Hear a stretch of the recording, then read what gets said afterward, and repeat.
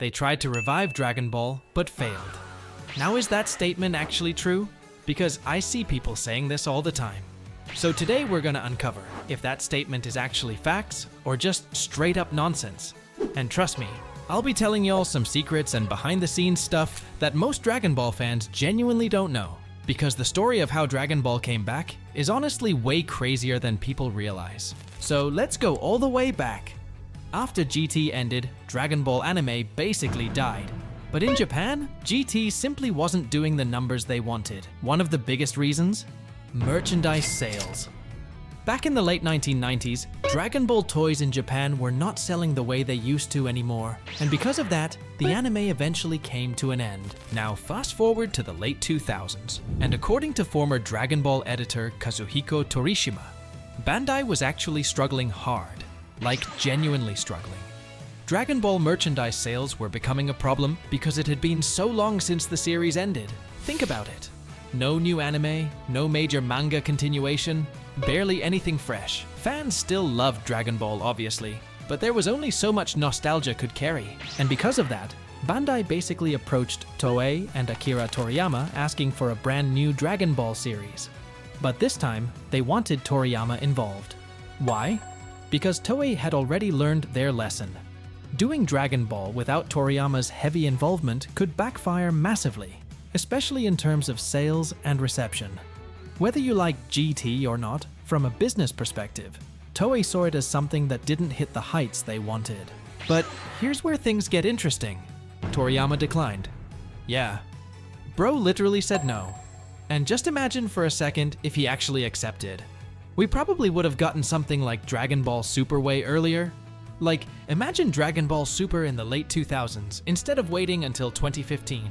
That timeline would have been genuinely insane. So what did Toriyama do instead? He made a special, and y'all already know what I'm talking about. Yo, Son Goku and his friends return. Now I'm not gonna lie, this special was actually a massive W.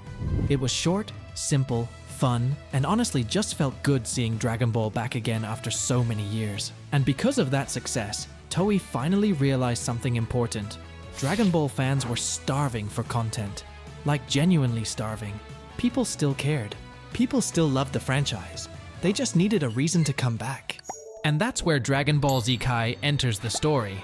Now here's the thing. Dragon Ball Z Kai gets hated on way too much. And honestly, some of the criticism is just straight up misinformation. Because Dragon Ball Z Kai was actually a pretty smart move. The entire purpose of Kai was to faithfully adapt Toriyama's original manga. That meant removing tons of filler, improving pacing, cleaning up the footage, and making Dragon Ball Z feel more accurate to the source material. But there's one massive misconception people always bring up. Kai sucks because it's censored. Bro, not exactly. This mostly comes from the television version, especially the versions aired internationally on networks like Nickelodeon. That version had crazy censorship. They censored scenes heavily, removed blood, changed dialogue, and bro, they literally made Mr. Popo blue. Like, what were they cooking? But here's what most people don't know. The streaming and uncut versions of Kai are not heavily censored. Sure, there's still less blood compared to original Z, but it isn't some completely butchered version either. There are still fight scenes with impact, tension, and enough blood where it actually matters. It just isn't over the top. Unfortunately though, Kai got hit with a massive scandal. And this part is genuinely wild. The composer behind Kai's soundtrack was exposed for plagiarizing music from Hollywood movies and other media. We're talking similarities to stuff like Avatar, Star Wars, and more. Yeah. That was not a good look. Because of this, he got fired, and Toei ended up replacing Kai's soundtrack with music from the original Dragon Ball Z score. Now here's another thing. A lot of people don't know. There are actually two versions of Kai. The first version ends at the Cell Saga. Then there's Dragon Ball Z Kai The Final Chapters, which adapts the Buu Saga. And here's where things get messy. Kai originally underperformed in Japan when it came to merchandise sales. Remember, Bandai wanted Dragon Ball back partly to boost sales, and Kai wasn't exactly fixing that problem the way they hoped. So from a Japanese business perspective, Kai was viewed as disappointing. But internationally, bro, Kai was a massive success, especially with newer audiences. and honestly, the English dub deserves a lot of credit for this. Now I know this might trigger some nostalgia fans, but I gotta be real here. The original Dragon Ball Z English dub is not accurate to the manga at all. Like bro, sometimes they were just making stuff up. Random dialogue changes, personality changes, weird heroic speeches that never existed, especially with Goku. Meanwhile, Kai's English dub stayed way closer to Toriyama's original narrative, and people genuinely loved that. For a lot of fans, Kai became the definitive way to experience Z. And because of Kai, an entirely new generation finally got introduced to Dragon Ball. But yeah, I still got one massive complaint, and this is probably my biggest issue with Kai. Why did they never remaster the original Dragon Ball anime? Bro, that decision genuinely makes no sense to me. Skipping original Dragon Ball is actually wild when you think about it, because that's literally around 40% of Goku's story. Skipping that and jumping straight into Z is like starting Naruto from Shippuden.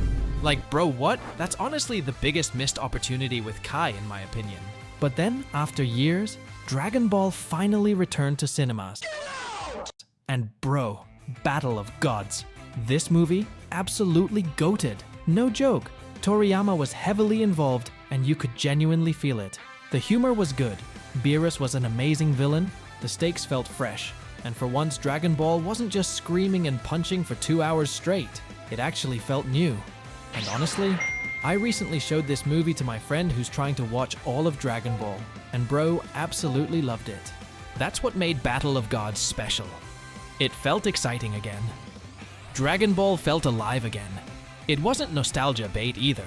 It introduced new ideas like gods of destruction, divine power, and expanded the world massively.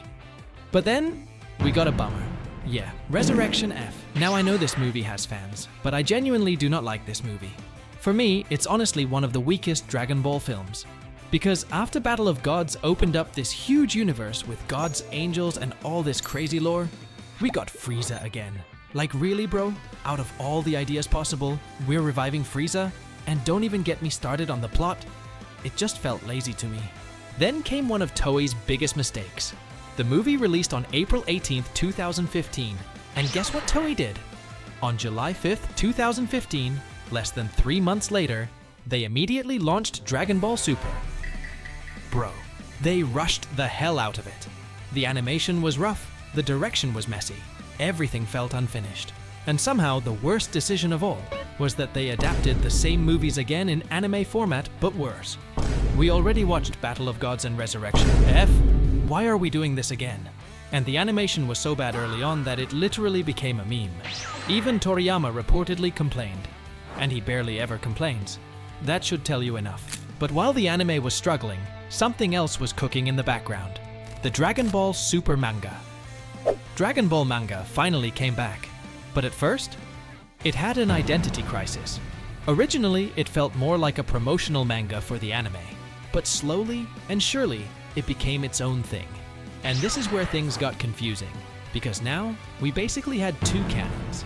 The anime and manga were both adapting Toriyama's drafts differently.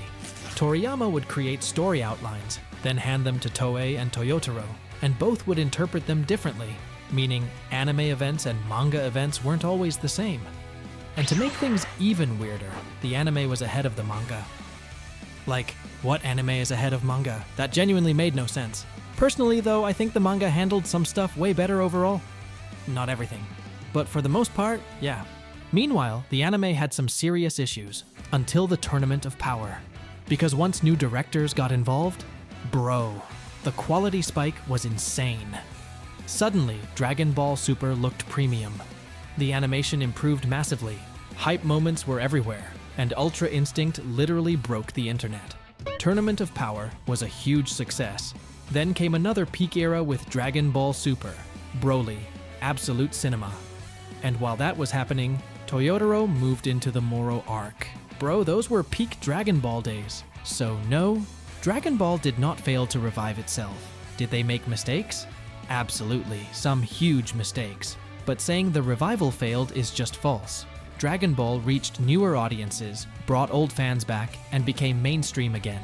Sure, they lost some older fans because of questionable decisions, but overall, the revival worked. Now fast forward to today because guess what? We're about to enter another Dragon Ball revival period. But this time things are different because Toriyama is no longer with us. And now the biggest question becomes, will they repeat the same mistakes? Or will they finally learn? We're getting a Dragon Ball Super remake and the Moro arc adaptation. And honestly, the remake actually makes sense. Its purpose is to fix previous mistakes, clean up continuity issues, improve animation, and solve the whole two-canon mess. It's also mainly for newer fans or people who never watched Super properly. So listen, you do not have to watch the remake if you don't want to. You can honestly just jump straight into Moro arc and the newer content. But there's one giant red flag right now. The manga still hasn't returned, and that worries me a lot. In my opinion, the manga should have returned months ago, but instead, radio silence. Nothing. And this creates a massive risk because the anime comes back, we could literally repeat the same problem from before. Anime ahead of manga. And once Moro, Granola, and a 2D superhero adaptation are finished, then what? No new stories. Anime goes on break again. That's exactly why the manga needs to return. That's probably my biggest concern with this revival. And then there's the second issue, the remake. There are rumors they might split it into 2 parts, and honestly, that could create some problems depending on how they handle it. But since those are just leaks for now, I'm not gonna comment too much on that. Things change. So yeah, there are still some issues that need fixing if this Dragon Ball revival wants to be perfect. But enough of that. It's the end of the month, and you'll know what time it is. Community Spotlight. First up, we got Elisha Amos Art, who made an amazing drawing of Goku doing a thumbs up. Bro genuinely cooked with this one. I really love the vibe. Next is Ishan Arts, and honestly, bro cooked so hard. I'm not even joking. I genuinely want this as my wallpaper.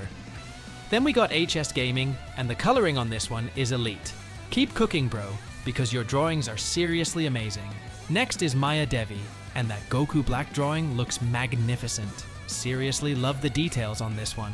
And finally, we got Habib, who made this angelic Goku drawing, and bro, this genuinely gives me Shintani vibes. Absolutely beautiful art.